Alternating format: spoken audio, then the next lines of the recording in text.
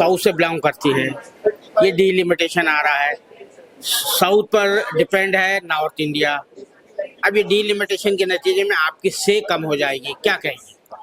ये से कम होने का बात नहीं है। हाँ देश की हाँ जनवाद के लिए, देश की जो आज जो देश है ना हमारा इंडिया, हाँ उसके लिए बहुत खतरा है। हाँ जो साउथ का कोई रेलेवेंस नहीं होगी, क्योंकि साउथ ने इस देश की जो सेंट्रल की गवर्नमेंट कुछ भी डिसीजन लेती है तो हम लगातार उसको लागू करते हैं। पॉपुलेशन का भी, जनसंख्या का भी यही है। केरला में अभी आप देखिए, मैं केरल से हूँ, बहुत सारी यंग कपल्स ऑप्ट आउट कर रहे हैं, कुछ बच्चा ने हम अडॉप्ट करेंगे।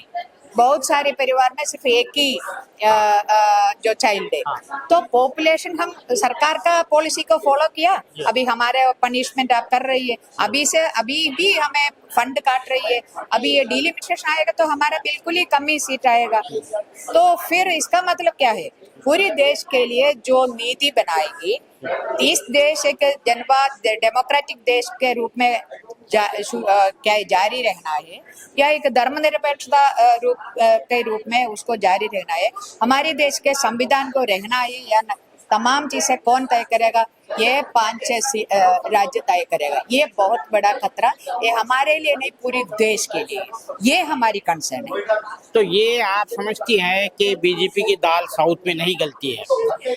अब जो है तो उनका जो है डोमिनेशन जो है नॉर्थ में है। यहाँ की जो पब्लिक है वो जात पात में बटी हुई है, या वो कम्युनल जो है सेंटिमेंट ज़्यादा है, तो उसके ज़रिए जो है साउथ के डोमिनेशन को, जो साउथ का जो से है वो कम करने की कोशिश की जा रही है। इस तरह के जो एक्शन है, देखो, इनका कुछ एजेंडा कुछ और है। ये सत्ते पे अभी कौन है? सेंटर पे सत्ते पे बीजेपी सही है, बीजेपी के नेतृत्व में, मगर ये आरएसएस के चलते हुए दिखाए हुए रास्ते से चलने वाले। आरएसएस का एक एजेंडा है, वो एजेंडा है हिंदुत्व राष्ट्र बनाना।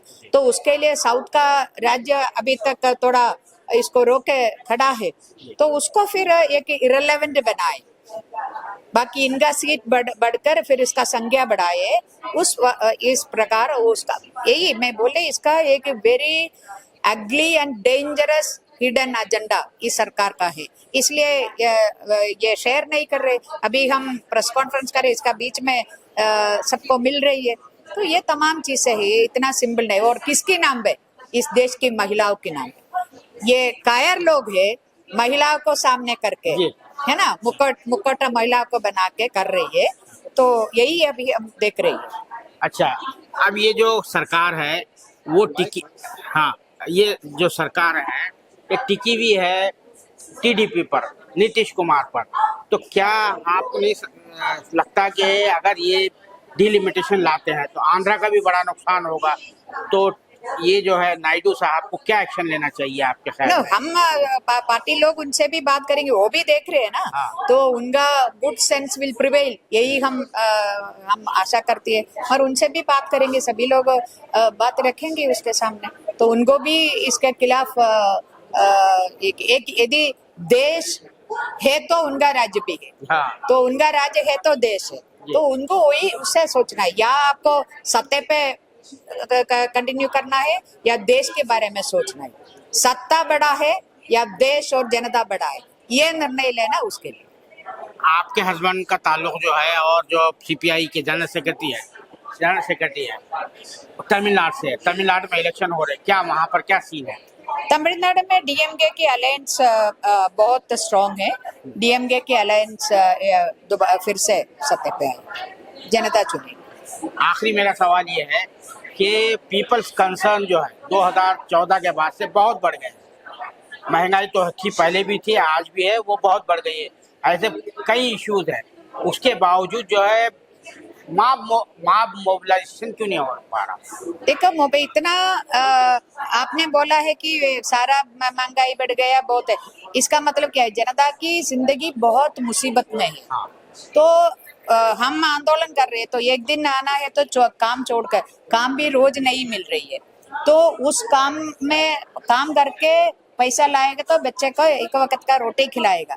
वो रोटी खिलाना है या मन है, मगर जो परिस्थिति उसको अलाउ नहीं करे, ये एक तरफ है। दूसरी तरफ सरकार ने जिस तरीके से जो दमन कर रही है तो वो इसके वजह से भी ये भी एक कारण है, मगर ये नहीं सोचना सरकार वो जनता हर वक्त चुप रहेगी, जनता उठकर खड़े होगी और आवाज उठाएगी। तो ये थी अन्नी राजा साहबा जो वीमेंस जो ऑर्गेनाइजेशन है उसकी प्रेसिडेंट है। उनका ये कहना है कि साउथ में जो है इसके खिलाफ बड़ा जो है रिसेंटमेंट हो सकता है अगर डिलिमिटेशन लाया जाता है, क्योंकि साउथ में जो है फैमिली प्लानिंग है, दीगर जो कुछ भी जो सोशल